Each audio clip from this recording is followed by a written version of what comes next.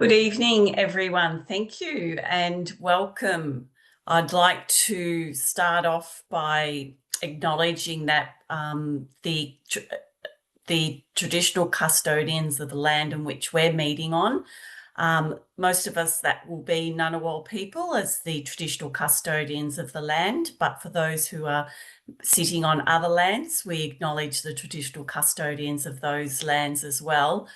And we also acknowledge any Aboriginal or Torres Strait Islander people in the audience today, and I extend my respect to them, and also acknowledge the connection that they have with our community, and also the end-of-life journey as well.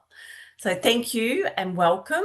Thank you for joining us. Thank you for taking the time in the evening to set aside for this very important topic. As you can see, we have 7 sessions in this webinar series addressing different parts of end of life in the primary care setting. When we talk about primary care, we also think about the community and aged care setting as well. So the first session we have for this evening is End of Life Law for Clinicians in ACT.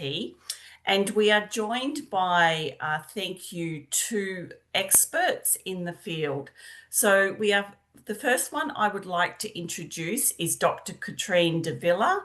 She is a senior lecturer at QUT School of Law. Katrine researches comparative voluntary assisted dying laws, end-of-life decision-making and mental health law. Katrine is an investigator on the Commonwealth Government-funded End-of-Life Law for Clinicians project, which provides comprehensive end-of-life legal training for doctors, nurses and allied health practitioners. She is also part of the QU team which prepared the mandatory voluntary assisted dying training for Western Australia and Queensland practitioners. Welcome and thank you, Katrine. I would also like to introduce Dr Paresh Dawda, who is a GP working in ACT and practice principal at Practice Deakin, and also Director of Prestantia Health. Paresh has over 25 years experience in clinical care, education, leadership and health system reform. He has a special interest in palliative care and end-of-life care in the community and residential aged care. Paresh has developed team-based patient-centred models that emphasise coordination, communication and use of patient-reported measures. Paresh has contributed to national policy, including evidence to the Aged Care Royal Commission, and advocates for compassionate, high-quality care that supports dignity and choice at the end of life. I'm really pleased to welcome both you, Katrine and Paresh. I've always wanted to provide the end-of-life law for clinicians education for many years, and I've worked with Paresh on and off for many years as well. So I'd like to hand over to you to facilitate the session, and then I'll close off at the end. Thank you and enjoy. I'll stop sharing my screen. I'm at the end, so I'm going to have to go back to the beginning. Thanks very much for that, Ros. Thanks for that introduction, and a special thanks to Paresh for joining us today and answering all the difficult clinical questions that I won't know the answers to. I should mention that the End-of-Life Law for Clinicians program is funded by the Australian Department of Health, Disability and Aged Care, and so they provide the funding for the training that we do online and in person. I'd just like to add my respects to the Indigenous people of the ACT, the Ngunnawal people, and also the Kombumerri people of the Gold Coast, where I'm coming to you from. And I don't think there are any relevant people where you are, Paresh. Okay. So just a little bit about the End-of-Life Law for Clinicians program. So there are 14 online training modules. We have courses for doctors, nurses and allied health professionals. And there's a new module that we've recently released, which is for older people and common legal issues. You can claim CPD hours for doing these modules, and the modules are accredited by RACGP, the College of Rural and Remote Medicine, ASEM and KICM, among others. The modules are listed there on the slide, and the ones that we will be dealing with in the case study today are highlighted for you in bold. It is free to register, and the website is there on the slide as well. Today, I'm going to be focusing on the law in the ACT. I did notice on the registration list there were a couple of people who practice in New South Wales. We won't be covering New South Wales law in any detail, but we do also have this website, the End of Life Law in Australia, or ELA website, which provides a summary of the law in all jurisdictions. So if you practice in another jurisdiction and you want to find out the information, or you want more information about what we talk about tonight, that's a really good resource to bookmark, and it is updated regularly as the legislation changes. So the case study that we're going to present to you tonight is quite a sad case. It involves a 39-year-old lady called Lydia, who is married to Ross. She's the mother of 3 young children, and she has autosomal dominant polycystic kidney disease. She was diagnosed with that at the age of 10. Before she was pregnant, her blood pressure was well controlled, but her kidney disease continued to progress. Anticipating her future decline, she made a will, and she appointed her father, Stephen, as enduring power of attorney for financial and property matters because her husband doesn't have a head for numbers. So she has made some provisions for the future. She developed preeclampsia during her pregnancies, and she's also had recurrent cyst infections in her kidneys.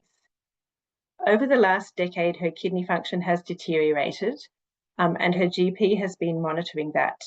But in the last year, she was lost to follow-up because she's been too busy helping her twin sister, Elizabeth, to care for her newborn baby. She and her sister are really close, and she sees her sister every day. So she hasn't seen her nephrologist or had an appointment with them for over a year. One day, Ross returns home from work and he finds Lydia lying on the couch. She complains of left flank pain, but she's not making much sense and she's hot to touch. Ross calls an ambulance and the ambulance takes Lydia to Canberra Hospital. Ross also calls Elizabeth, who meets them in the emergency department. Elizabeth then contacts their father, Stephen, in Sydney, and he calls regularly for updates on Lydia's condition. So on arrival in the hospital, Lydia has a heart rate of 90, a blood pressure of 130/65, and a temperature of 39. She's seen by Helen, who's the emergency specialist, and Sonia, who is a critical care nurse. She complains of left flank pain, but she's confused when she's answering further questions. She has a CT scan which shows a single emphysematous renal cyst infection. Helen and Sonia want to start Lydia on intravenous antibiotics immediately and then order further investigations and treatment.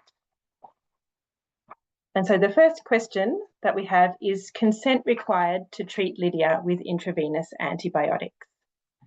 So Paresh, before we discuss the law here, can you tell us about some of the things that Helen and Sonia should take into account when determining whether Lydia has capacity? Great, thanks, Katrine. And I guess the starting principle is consent should always be required. And that's a principle we're starting with.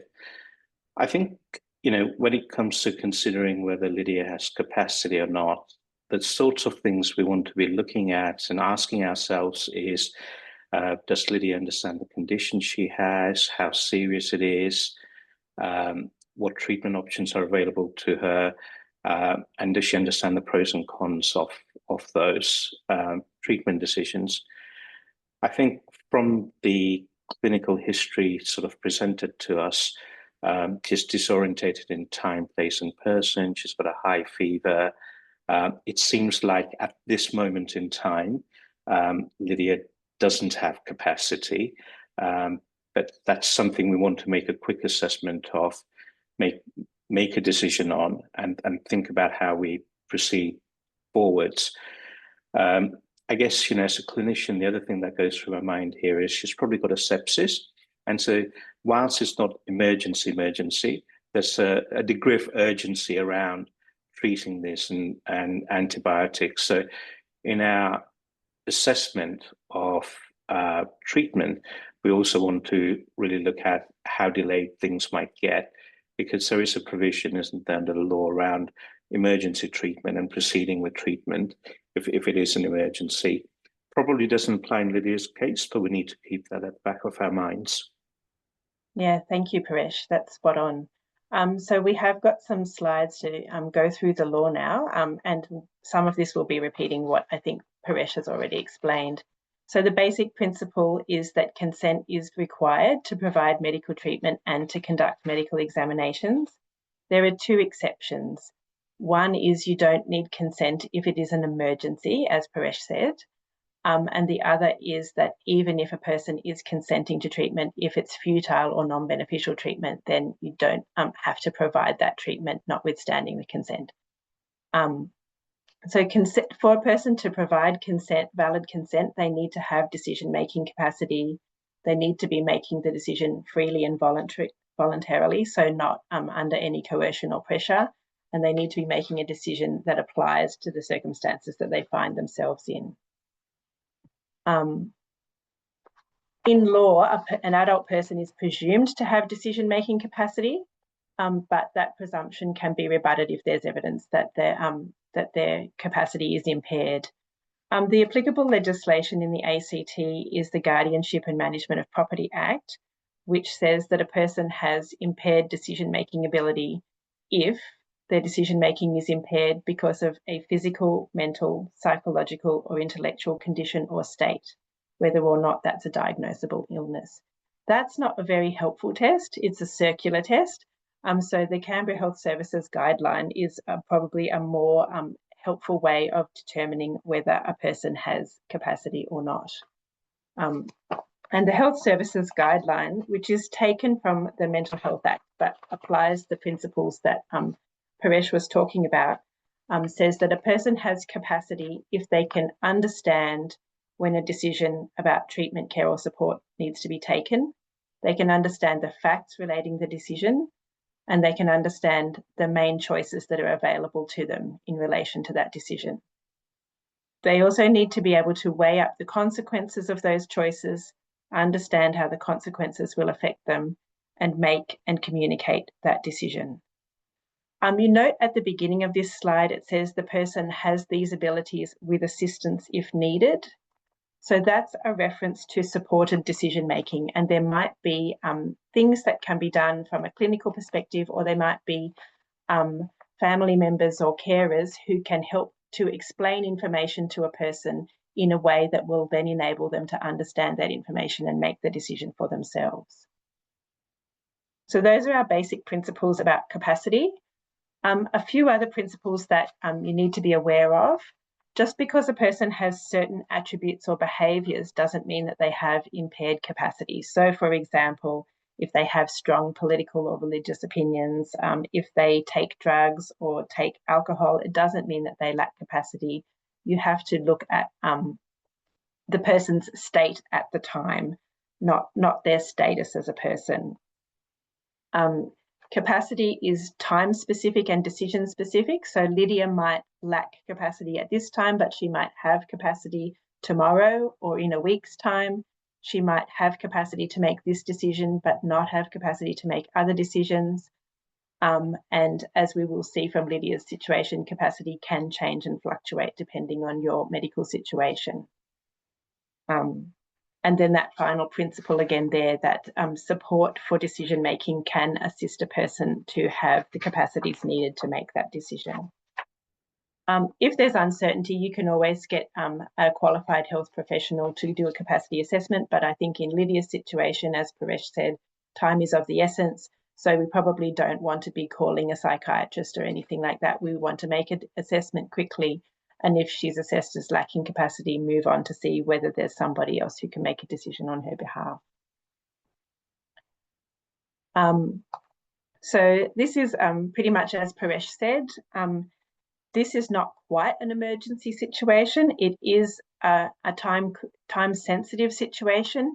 but there are a couple of hours that the team can play with before antibiotics need to be administered to prevent sepsis developing. So the team has the opportunity to assess Lydia and see whether she can understand her medical situation, why she needs antibiotics, and what the consequences will be if she chooses to have the antibiotics or not have the antibiotics. The facts told us that Lydia is confused. She can't answer questions. So it's quite likely that she has delirium related to the cyst infection. In this situation, her capacity to decide is temporarily impaired due to the infection, so she can't provide a valid consent to treatment. But her husband and her sister are right there, so we could proceed and ask if either of those is suitable to be a substitute decision maker. Did we want to stop for questions, or do we want to have questions at the end of the webinar?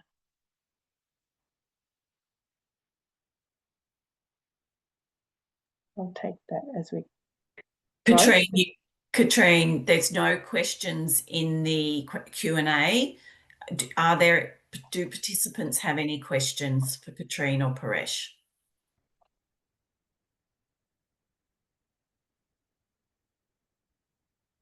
No questions so far. Okay, thanks, Roz. So as Lydia has impaired decision-making capacity for antibiotics, the next question is who can provide consent? So Paresh, do you have any tips to share on how to identify who the patient's lawful decision maker should be, especially when there are multiple possible decision makers? Sure, thanks, Katrine. I think it's really important just to have a structured, systematic approach in your mind around how you go about doing this. And the first one, I guess, always comes down to what's the documentation available to you, and what does it say about who can provide consent in the eventuality that that person can't. If that documentation isn't available, then I guess what we want to then go to is the hierarchy of substitute decision making that's present in the ACT. And I guess the principle I use here is the closeness of the relationship. So, the person making the decision is making the decision through their knowledge of the patient, so in this case, Lydia, and what Lydia would have wanted or wouldn't have wanted is what they're trying to make a decision on. And so the closeness of the relationship, the frequency, the intensity, how recent they've seen that person, what they know about that person, all need to come into account. So, in Lydia's case, whilst her father has the enduring power of attorney, as it applies to property and finances, it's not really health guardianship, and he lives geographically in a different state. Ross, her husband, whilst doesn't have formal guardianship, has the closest of the relationship. He sees her regularly, knows what she wants, what she doesn't want. And so if we were to apply that hierarchy of substitute decision makers, I'd probably go to Ross. And if Ross couldn't, then maybe Elizabeth, the sister, could be potential here as well. I think the challenge sometimes comes when you've got multiple people and they're not all on the same page around the decision. And that's where I think, in terms of the principles, I personally sort of think harder and deeper around that proximity of relationship and closeness of it. In practical terms, I find in difficult scenarios like this, in complex situations, case conferencing a really powerful way of getting everyone on the same page, having open, honest discussions, dialogues, I guess in some ways sharing the risk by having the broader clinical team involved in that as well. Yeah, thank you.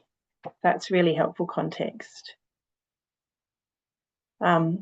So there are a number of different decision makers in the ACT, and as Paresh mentioned, the first one is someone who's appointed by a formal document by that person.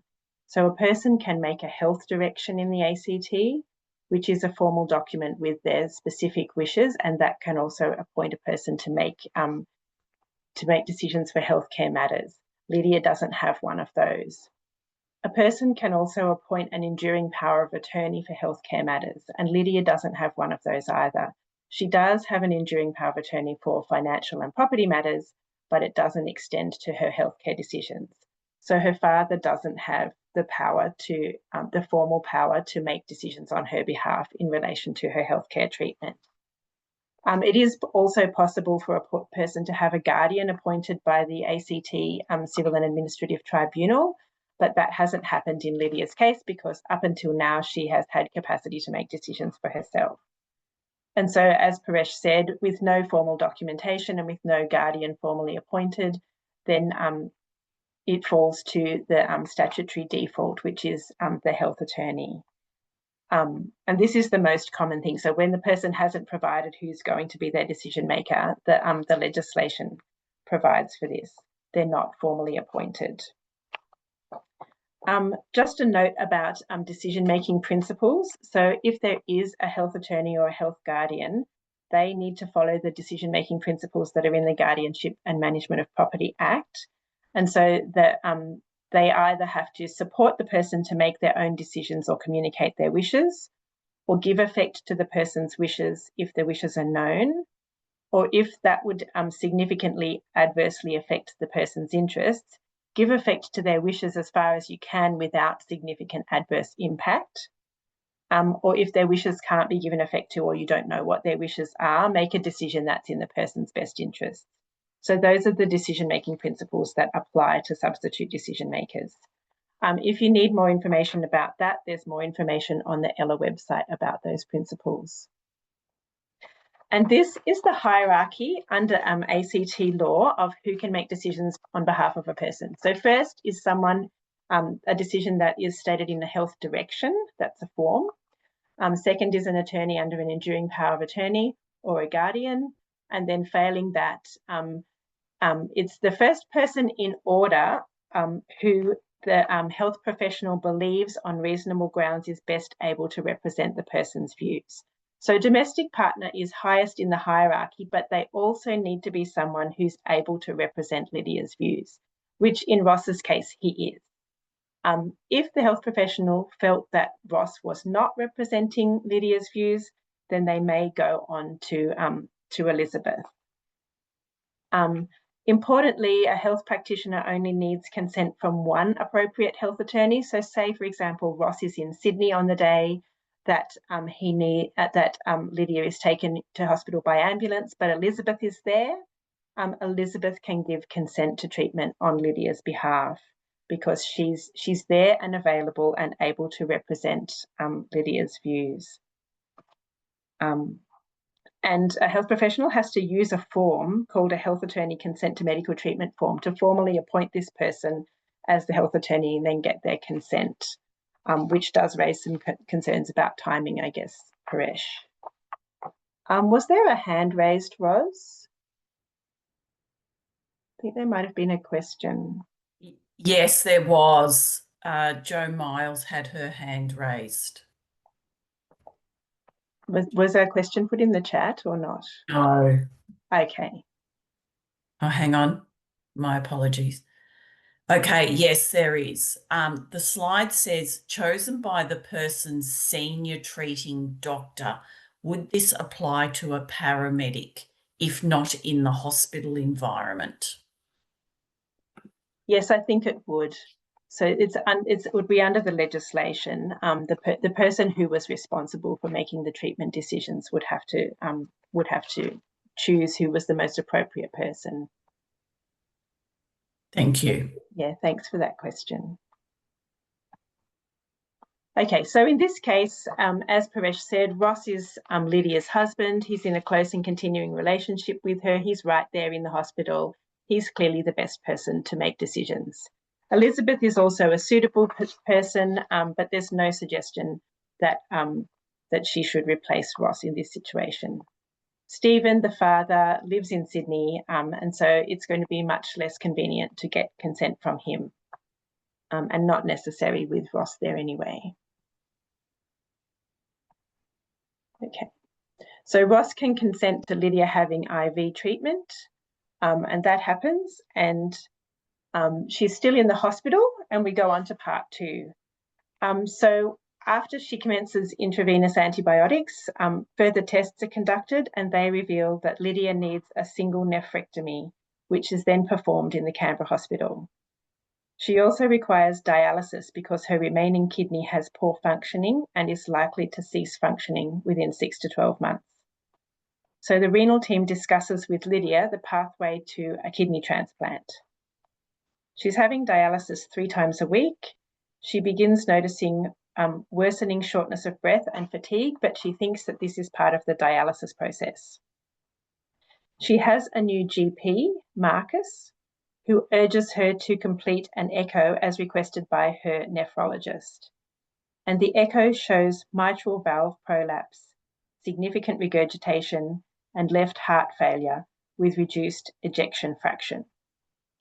Marcus is concerned that this might affect Lydia's chances of a successful kidney transplant, and he encourages her to arrange a follow-up with the nephrologist and also to visit a cardiologist.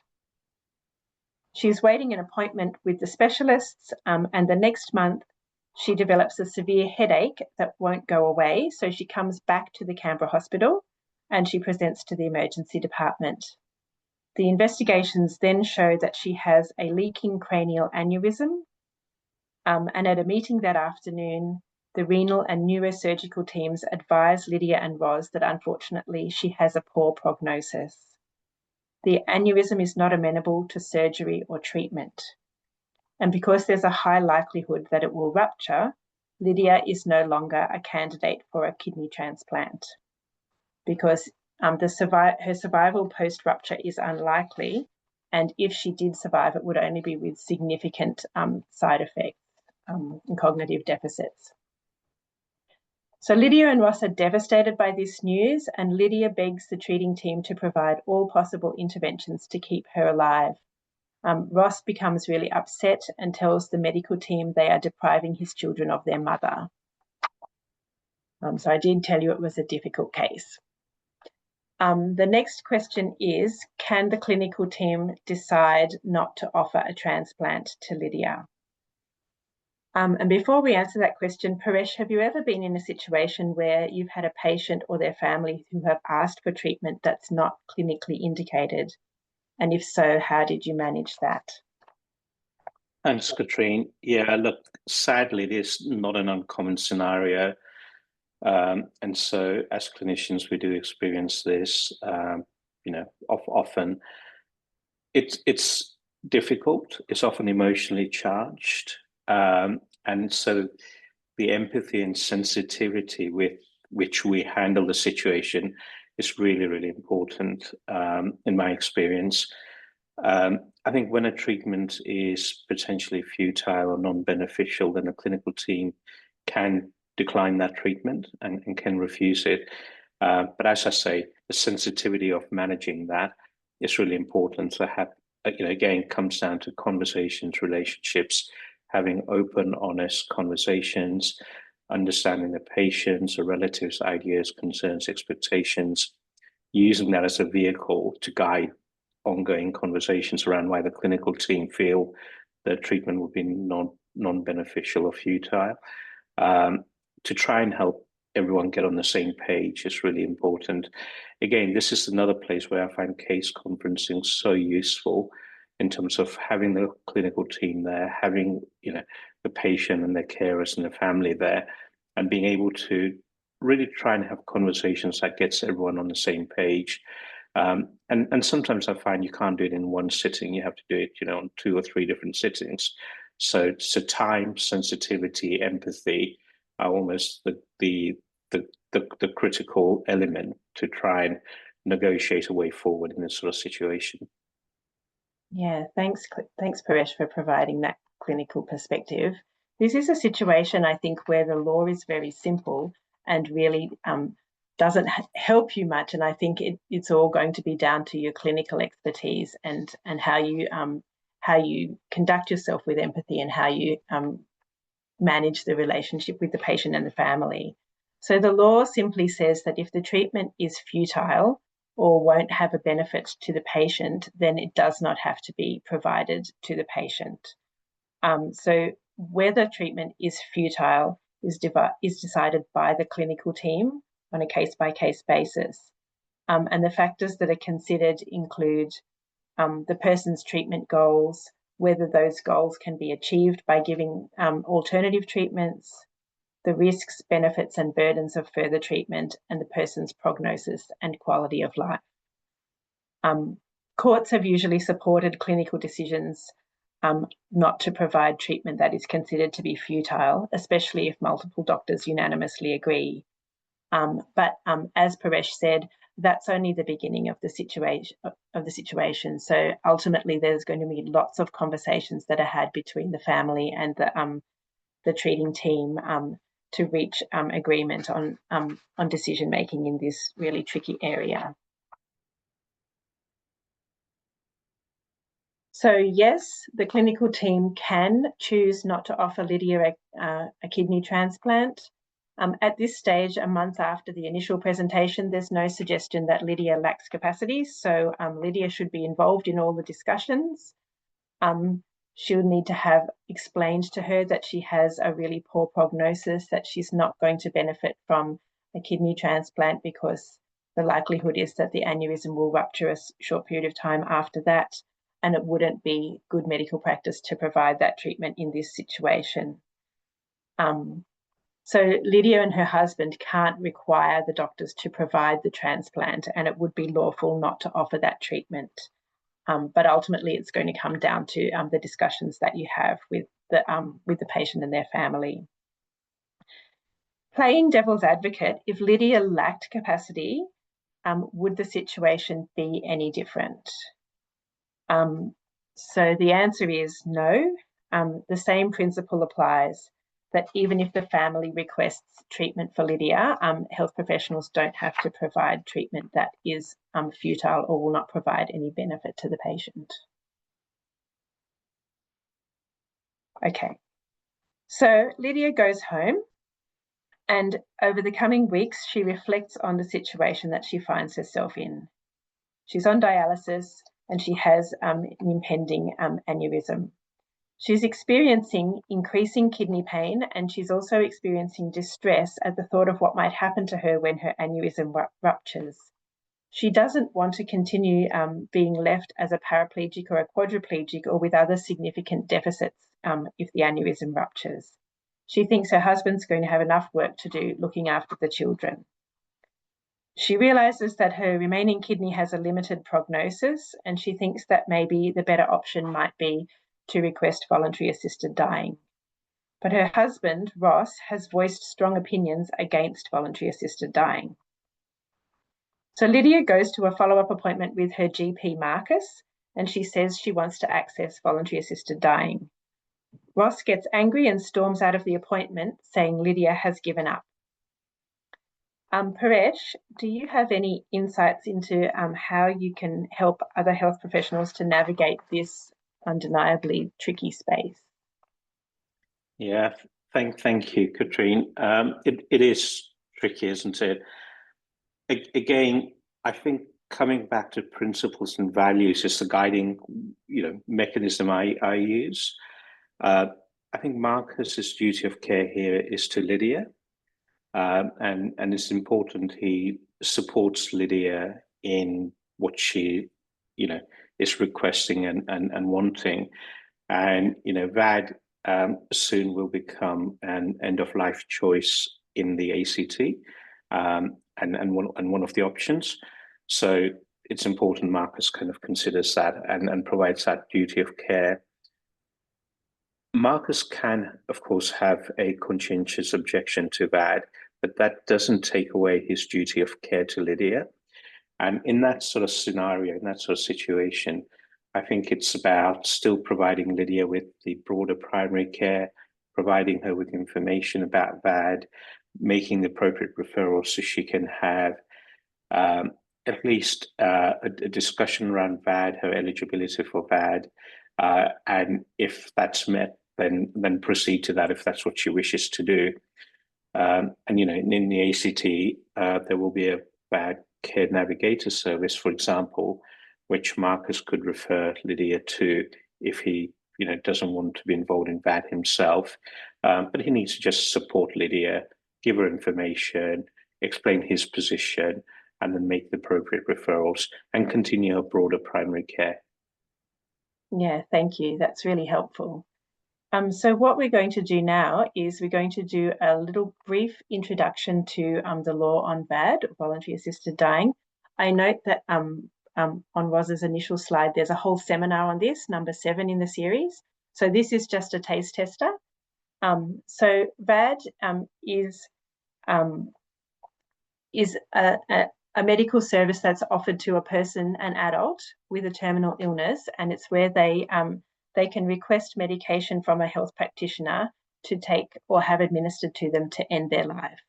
So in the ACT, there are 2 types of VAD. There's self-administration. That's where the person takes the medication themselves, usually as an oral substance. Or there's practitioner administration. That's when the person is administered the medication by an authorised health practitioner. So in the ACT, that could be a doctor, a nurse practitioner, or a registered nurse. And that's usually an intravenous injection. So VAD, as the name suggests, has to be the person's voluntary choice. So Ross shouldn't be coercing or otherwise encouraging Lydia into VAD or against VAD. Lydia has to make up her own decision. And obviously she can discuss with her family, but ultimately it needs to be her choice, not Ross's choice, that's given effect to. A person has to have decision-making capacity to access VAD, so it can't be requested in a health direction or any enduring or advanced document.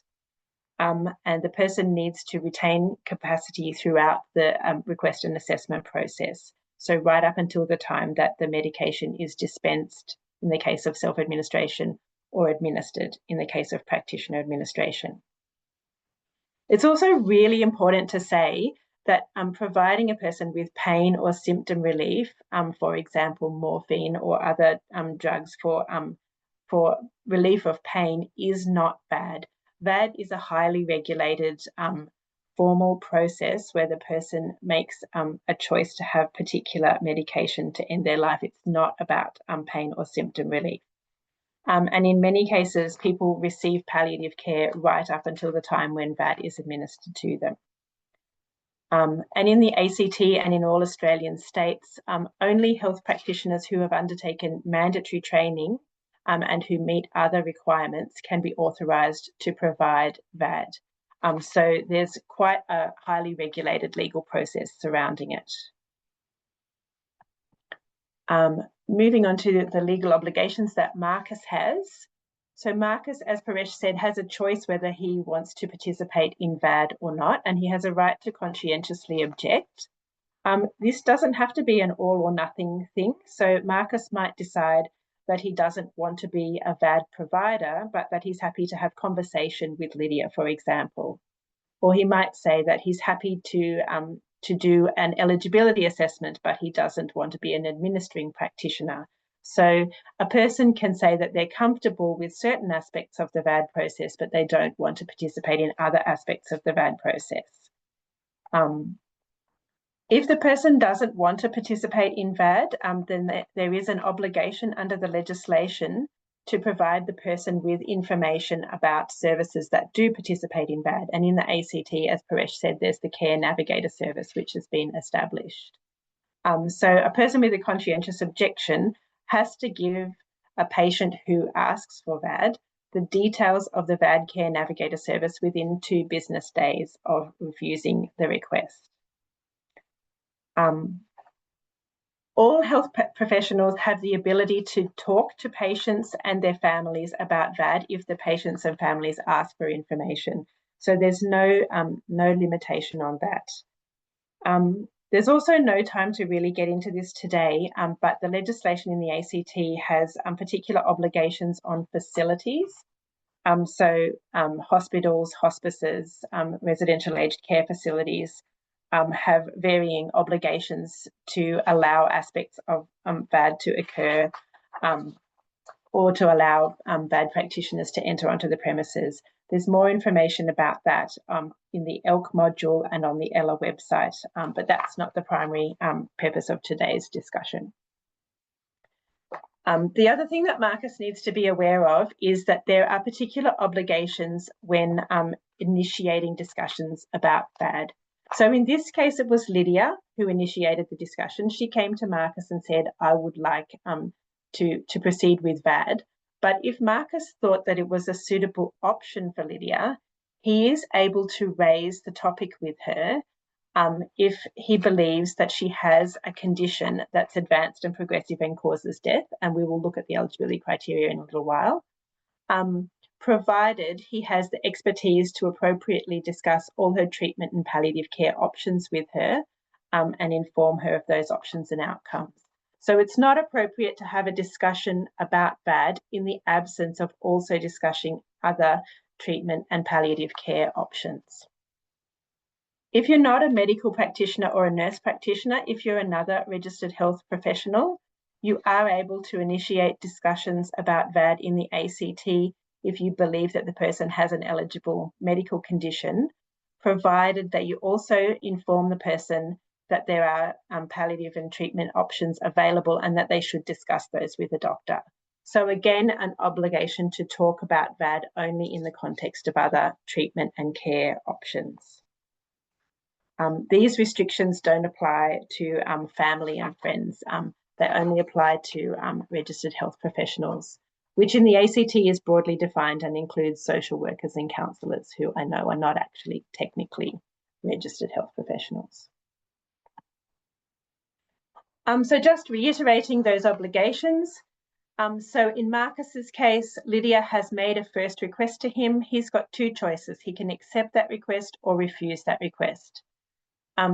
If he accepts the request, he has to advise Lydia of this within 4 business days. So there's a time period. He has to make a decision fairly promptly.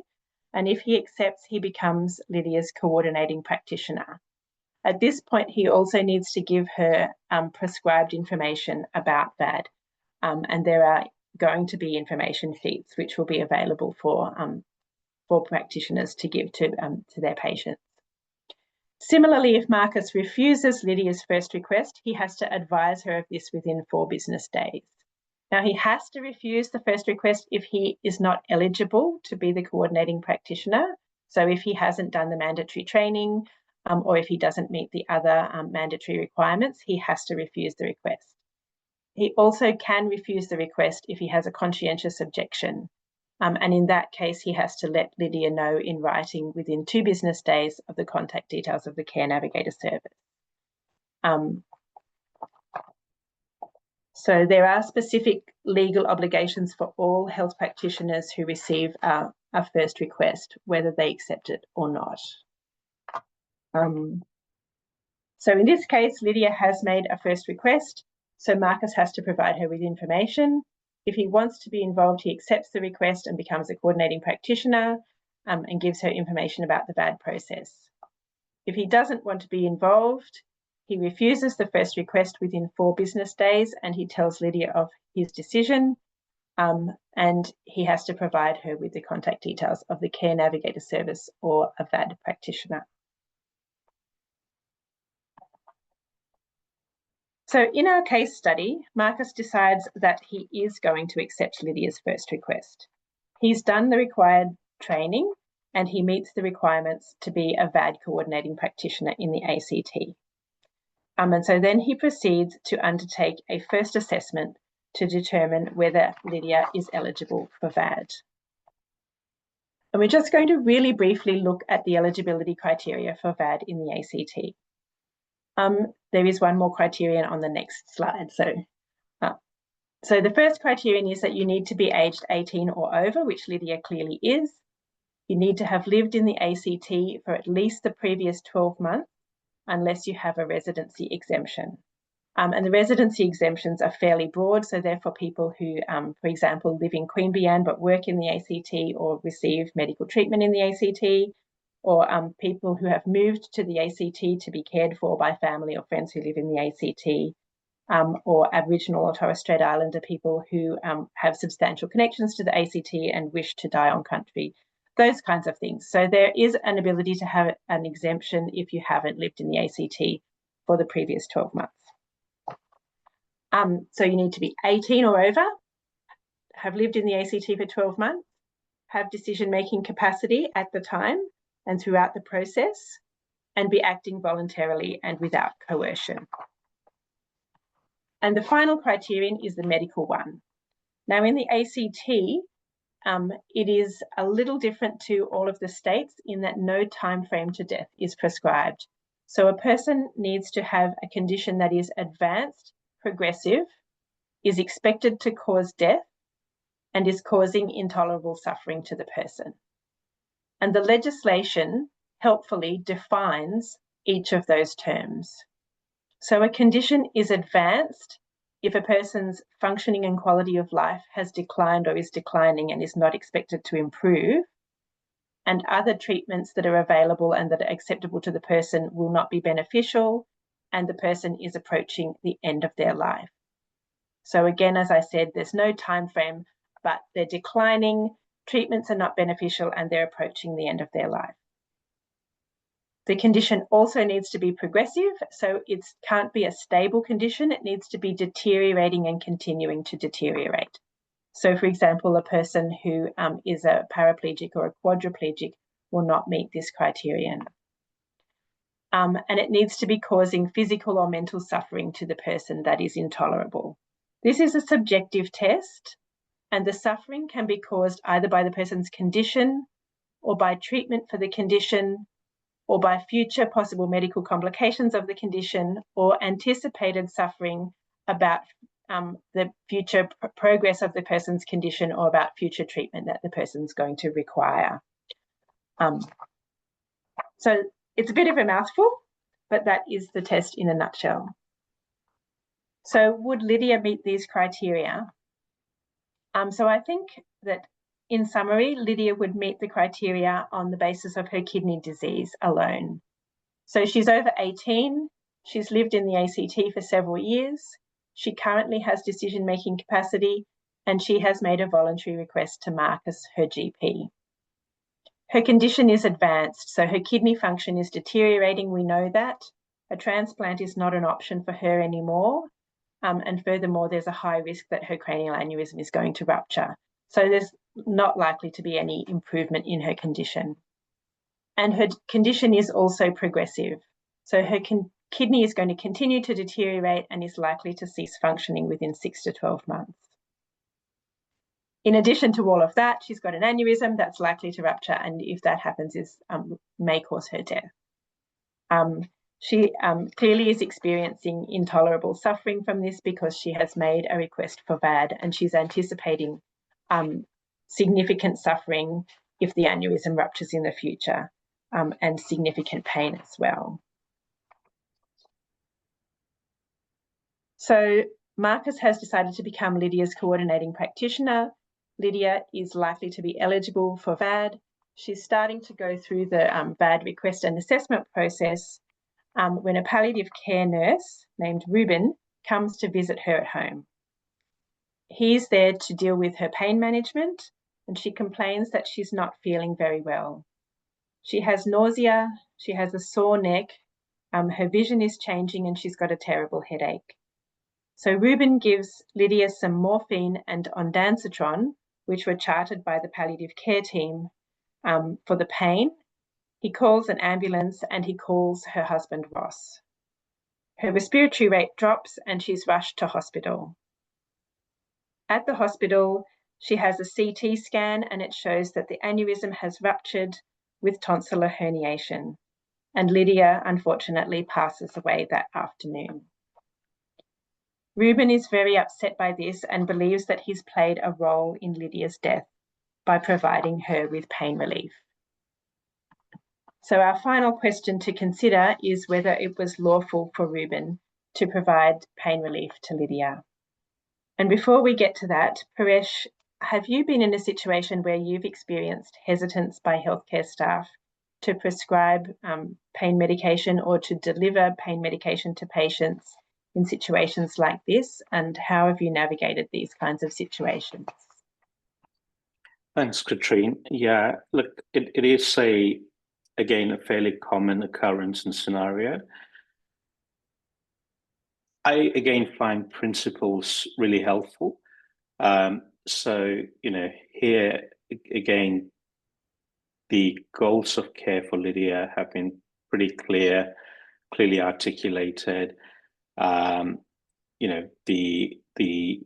It's really about alleviating distress and managing her symptoms as they emerge. In this case, pain. So the duty of care following those principles is to support symptom relief, and the administration of morphine is to do that. There is a principle in law that protects healthcare professionals, and it's called the doctrine of dual effect. So if the primary reason for using the morphine is to treat the distress and the pain and the discomfort, but a secondary complication arises out of that, such as respiratory depression, then the doctrine of dual effect protects the healthcare professional. So I think it was perfectly lawful for Ruben to act as he did in providing pain relief to Lydia. Yeah, absolutely. So I think you can present the next webinar because you have actually answered the legal question exactly as it should be answered.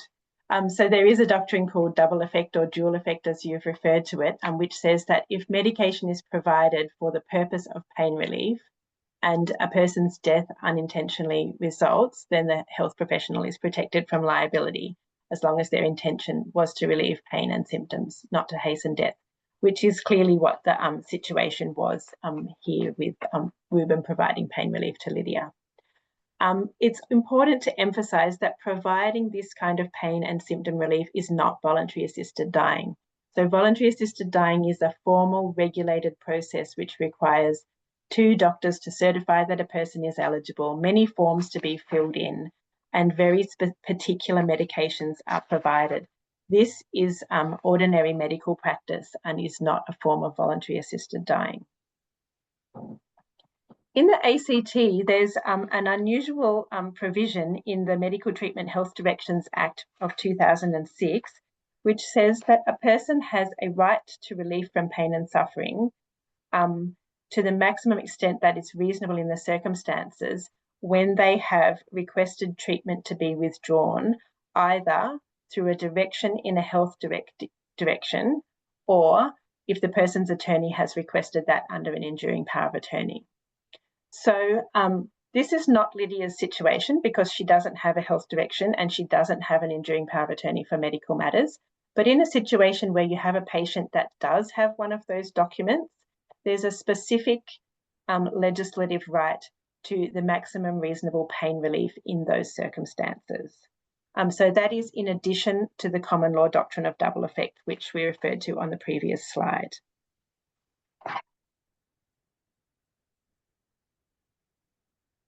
Okay, so in summary, it was clearly lawful for Ruben to provide that pain relief to Lydia. So his intention was to relieve the headache that she was experiencing, not to hasten her death.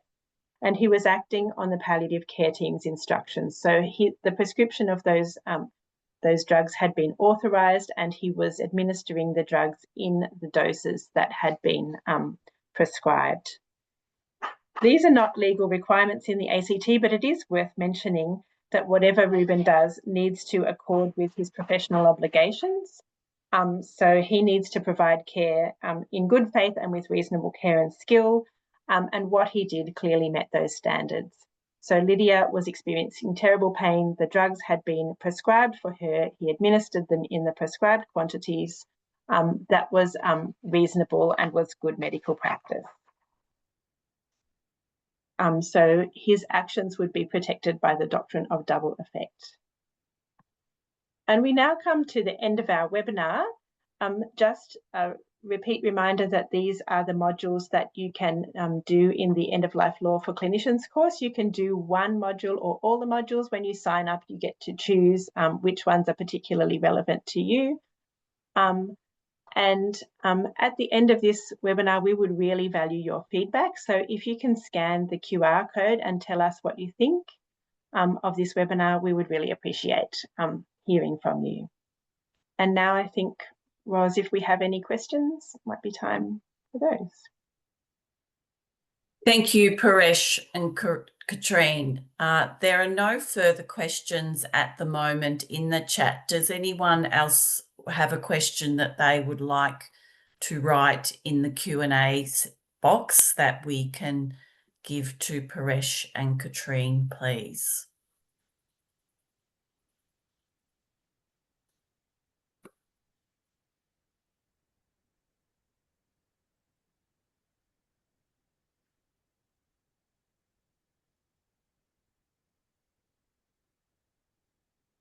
No questions coming up. Anyone who would like to answer question and put their hand up? Oh, 2 participants. Sorry, my apologies. I'll just go to that. 2 participants. No, no one's got their hand up. Anyone want to pop anything in the chat?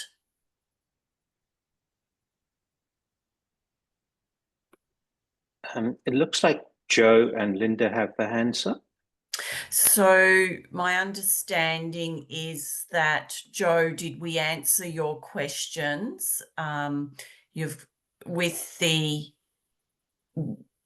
initial question? Yes, you did. I'm not sure how I put my hand up, but can I say thank you? This has actually been really wonderful. So thank you, Katrine and Paresh. You're welcome, Joe. Yeah, thank you. And Joe is the paramedic who leads the extended care paramedic team in ACT. Anyone else with their hand up? Linda has her hand up as well. Ross? Linda? Linda, have you got a question for us?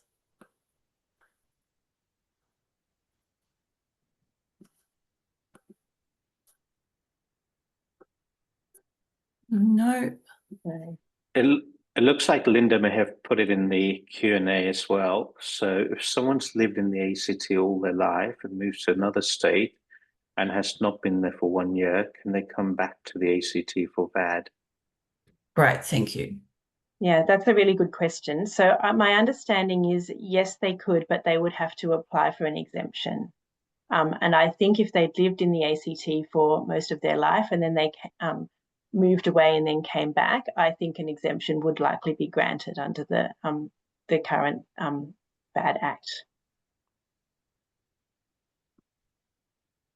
Great, thank you, Katrine. Thank you. Joe, did you put your hand up again? I mean, not again, but have you got your hand up? No. Okay. All right. Well, I think that's everything. Any comments for Paresh, I guess, with Katrine's presentation, just to round off working in the palliative care, primary care, and with the introduction of VAD coming up in November, that you'd like to close the session with? I'd just like to say that in a lot of situations, I think the law provides you with a basis for your decision making, but then on top of that, you have to build all of the things that Paresh was talking about. So like the empathy, the relationships, the case conferencing. And I think a lot of the decision making ends up being made in that space. So bringing family and the patient into line with what the medical reality is. Yeah, and I think that's where the skills lie. Thanks, Katrine. And yeah, totally echo that. The thing I'd kind of add is it's enormously professionally fulfilling as well. So I think knowing the principles, knowing the law is of course really important, but then the professional fulfillment from having those complex conversations. It's actually amazing, and you know, I think when we do end of life well, we of course do it well for the person involved, but actually we enrich what the rest of the family live with for many years afterwards. So when done well, it has a beneficial effect that's, you know, a knock-on benefit for so many people. And that's kind of my motivation and drive behind it. So true, Paresh, so true. Thank you. So it looks like we have no further questions. Again, a big thank you to Katrine and Paresh, and a big thank you to all of you who have joined us tonight online. Please know that, as Katrine mentioned, we will send out a link to the workshop survey. If you could please fill that out, it doesn't take long, and it certainly helps us as we generate these education opportunities. Also, we look forward to seeing you for the remainder of the 6 sessions that we have coming up. We will address many different parts of the end of life journey, and this is just one of them. Hopefully building each week. And next week we will be joined by GP Raymond Liu and Advanced Care Planning Manager Janine Rath, who has also the hat on as a practice nurse and practice manager. So two, again, very